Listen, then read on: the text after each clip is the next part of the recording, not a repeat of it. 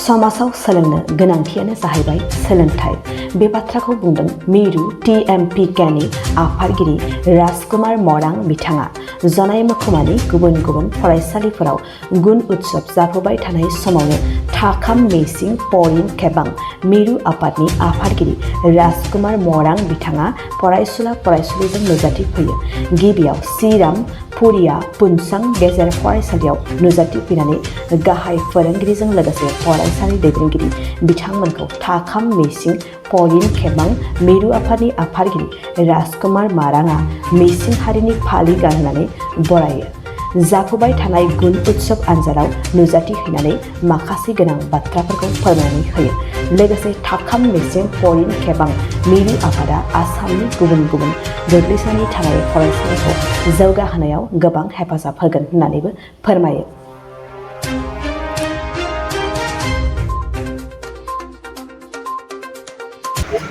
Greek দাৰ্শনিক এৰিষ্টটলে কৈছিলে ignorance is the church of problem. সমাজত অজ্ঞানতাৰ মূল কাৰণটোৱেই হ'ল শিক্ষাৰ অভাৱ। গতিকে আন্ধাৰৰ পৰা পোহৰ, অজ্ঞানতাৰ পৰা জ্ঞানলৈ, পবিত্ৰৰ পৰা দেৱত্বলৈ যদি আমি মানৱ জাতিৰ উত্তৰণ হ'ব লাগে তেন্তে শিক্ষাৰ ব্যৱস্থাটো আমি গুৰুত্ব দিব লাগিব। আৰু শিক্ষাৰ অবিহনে এটা জাতি এটা দেশ আগবাঢ়ি যাব নোৱাৰে। তাৰমানে চাবলৈ গ'লে সমাজ মানৱ জাতিটোৰ উন্নয়নৰ মূল আহিলাটোৱে শিক্ষা। গতিকে শিক্ষাৰ ক্ষেত্ৰত আমি নিশ্চিতভাৱে গুৰুত্ব দিব লাগিব। ইতিমধ্যে TMPK থাকাম মেচিং পৰিং কেবাঙৰ এই 50 বছৰীয়া পৰিক্ৰমাত আমি কিছু কৰ্মসূচী গ্ৰহণ কৰি অসমৰ বিভিন্ন পিছপৰা অধ্যুষিত অঞ্চলসমূহত আমি শিক্ষাৰ যিবিলাক পৰিৱেশ, বিশেষকৈ প্ৰাথমিক বিদ্যালয়, মধ্য বিদ্যালয়, হাইস্কুলসমূহত আমি পদাৰ্পণ কৰিছোঁ। আমাৰ লক্ষ্য উদ্দেশ্য এটাই, সেই স্কুলসমূহত আমি কি ধৰণে ঐক্যিক পৰিৱেশ আমি গঢ় দিব পাৰোঁ। তাৰ কাৰণে আমি স্বেচ্ছাই এই অঞ্চলত থকা অভিভাৱকসকলৰ লগত কথা পতা, এই অঞ্চলত বিভিন্ন উদীয়মান যুৱক যুৱতীসকলক যিবিলাক শিক্ষিত যুৱচাম তেওঁলোকক লৈ শিক্ষাৰ ক্ষেত্ৰত জাতিটোক বা অঞ্চলটোক আমি কি ধৰণে ত্বৰান্বিত কৰিব পাৰোঁ, বা এই স্কুলসমূহত যিবিলাক পৰিৱেশ, এই পৰিৱেশসমূহ দূৰ কৰিবৰ কাৰণে ইয়াত থকা SMG কমিটি, শিক্ষাগুৰুসকলৰ লগত আমাৰ এটা সজাগতা সভা আৰু বৃহত্তৰ শিক্ষা ব্যৱস্থাৰ লগত জড়িত হ'বৰ কাৰণে এই অঞ্চলৰ নিৰক্ষৰ মানুহবিলাকক জড়িত কৰাই শিক্ষা ব্যৱস্থাটো কি ধৰণে আমি এটা গতিশীল প্ৰদান কৰিব পাৰোঁ তাৰ কাৰণে আমি TMPK কৰ্মসূচী গ্ৰহণ কৰিছিলোঁ। আৰু ইতিমধ্যে আমি অসমৰ বিভিন্ন অঞ্চলত বিশেষকৈ মিচিং অধ্যুষিত অঞ্চলসমূহত প্ৰায় 100খন LP স্কুলত আমি ইতিমধ্যে যোৱা এবছৰ ধৰি আমি পদাৰ্পণ কৰিছোঁ। আৰু আমি লক্ষ্য কৰিছোঁ আগৰ দিনবিলাকৰ তুলনাত এতিয়া বৰ্তমান যিবিলাক স্কুলৰ যিটো আন্তঃগাঁথনি অকণমান উন্নত হৈছে, হয়, তাৰ কাৰণে অসম চৰকাৰে বিভিন্ন ধৰণে কাম কাজ কৰিবৰ কাৰণে অগ্ৰসৰ আগবাঢ়ি গৈছে। আৰু গুণ উৎসৱৰ নিচিনা তেওঁলোকে কিছুমান কৰ্মসূচী গ্ৰহণ কৰি শিক্ষা ব্যৱস্থাক আৰু ত্বৰান্বিত কৰিবৰ কাৰণে তেওঁলোকে যিটো পদক্ষেপ গ্ৰহণ কৰিছে আমি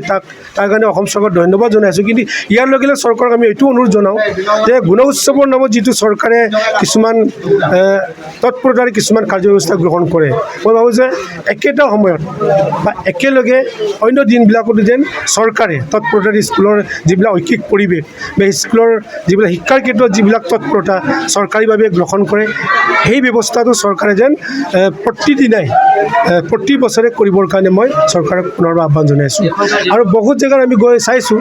যে স্কুলৰ আন্তঃগাঁথনি অৱস্থা এতিয়া বহুত চিন্তনীয় বিষয়। হয়, আজি অসমত কিমান LP স্কুল আছে, LP স্কুলসমূহক তেওঁলোকে উন্নত ধৰণে আন্তঃগাঁথনি বনাবলৈ চৰকাৰৰ নিশ্চিতভাৱে কিছু সময় প্ৰয়োজন হ'ব। কিন্তু এনেকুৱা কিছুমান স্কুল আছে যিবিলাক স্কুল আজি এনেকুৱা কিছুমান স্কুল আছে য'ত স্কুলবিলাকৰ অৱস্থা একদম জৰাজীৰ্ণ,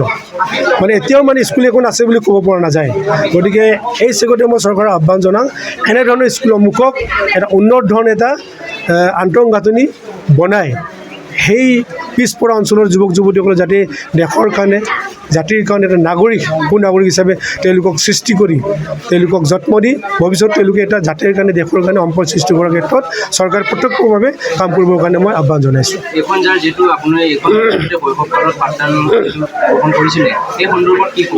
হয়, মোৰ কাৰণে খুব নষ্টালজিয়া আজি সময়, যিহেতুকে এখন বিদ্যালয়তে মই প্ৰাথমিক শিক্ষা বুনিয়াদী শিক্ষা গ্ৰহণ কৰিছিলোঁ। আৰু এইখন স্কুলৰ পৰাই মই অসমৰ শিকিছোঁ, চৰিয়া শিকিছোঁ। আৰু এইখন স্কুলৰ পৰা মই জোনাই মহকুমাৰ যিবিলাক তেতিয়া সময়ত আছে বৃত্তি এক্সাম দিছিলে, বৃত্তি এক্সামত মই দিবৰ কাৰণে সক্ষম হৈছিলোঁ। আৰু মোৰ লগতে মোৰ বন্ধু আছিল, তেখেত ইতিমধ্যে এই পৃথিৱীত নাই, তেখেত কিডনাত কুটুম আছিলে, তেখেতেও আজি মই মনত কৰিছোঁ। আমি দুজনে ইয়াৰ পৰা গৈ জুনাইত মহকুমা ভিত্তিক যিটো বৃত্তি এক্সাম পৰিছিলে তাত আমি দিবৰ কাৰণে সক্ষম হৈছিলোঁ আমি তাত ছাকচেছো হৈছিলোঁ চাবলৈ গ'লে আৰু তেতিয়া এই প্ৰাথমিক বিদ্যালয় খুব জুনাই মহকুমাৰ ভিতৰত উল্লেখযোগ্য এটা স্কুল আছিলে আৰু মই আজি খুব মনত পৰি আজি মনত নিজকে মানে নষ্টালজিক হৈছোঁ সেইকাৰণে যে এই শ্ৰীৰামপুৰীয়া প্ৰাথমিক বিদ্যালয়খন চাবলৈ গ'লে মিচিং জাতিৰ সংগ্ৰামৰ যি বুনিয়াদ আৰু মিচিং জাতিৰ এটা উত্তৰণৰ দিশত যিটো গণতান্ত্ৰিক আন্দোলনৰ যিটো প্ৰক্ৰিয়া সেই স্কুলৰ পৰা আৰম্ভ হৈছিল বুলি মই ক'ব বিচাৰোঁ সেইকাৰণে যে এই স্কুলখনৰ চোতালত প্ৰায় 3 মাহ ধৰি কেৰৰ ওপৰত হৈ কিনি আমাৰ বৰ্তমান শিক্ষামন্ত্ৰী ডক্টৰ ৰণোজ পেগু তেওঁ অসমৰ বিভিন্ন মিচিং যুৱক যুৱতী শিক্ষিত যুৱক যুৱতী তেওঁলোকলৈ এটা ইয়াত অনুশীলন কৰিছিলে এই অনুশীলনৰ লক্ষ্য উদ্দেশ্য এটা আছিলে মিচিং জাতিক কেনেকৈ এটা স্বাধিকাৰ প্ৰাপ্তিৰ এটা স্বায়ত্তশাসনৰ ব্যৱস্থালৈকে আমি ৰূপান্তৰিত কৰিব পাৰোঁ বা তাৰ কাৰণে স্বাধিকাৰ পাবৰ কাৰণে যিখিনি আমাৰ যুৱক যুৱতীসকলক বা শিক্ষিত যুৱ চামক লৈ এটা মিচিং জাতীয় অংগনে কটকটীয়া কৰি এটা স্বাধীনোত্তৰ ভাৰতবৰ্ষৰ এটা স্বাধীন জাতি হিচাপে আমি আছোঁ যদিও আমাৰ যিটো প্ৰাপ্য অধিকাৰ ভাৰতীয় সংবিধানত যিটো আমি প্ৰাপ্য অধিকাৰ বঞ্চিত হৈ আছোঁ বিশেষকৈ স্বায়ত্তশাসনৰ কথাটো কৈছোঁ সেই স্বায়ত্তশাসনৰ জৰিয়তে মিচিং জাতিক কেনেকৈ উত্তৰণ কৰিব পাৰোঁ সেই উত্তৰণৰ দিশটো লক্ষ্য কৰি এখন বিদ্যালয়ত 3 মাহ